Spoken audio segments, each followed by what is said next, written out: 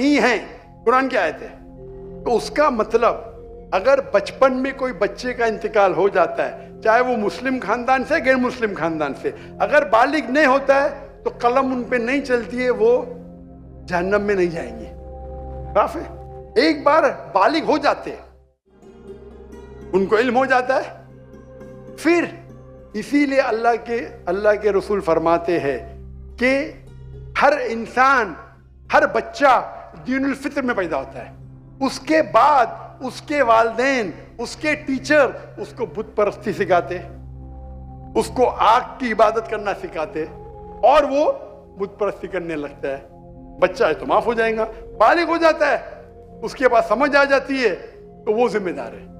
تو اگر ایک انسان بالغ ہو گیا 25 سال 30 سال کی عمر میں، شرک کرتا ہے اور اس کا انتقال ہوتا ہے تو وہ ذمہ دار ہے.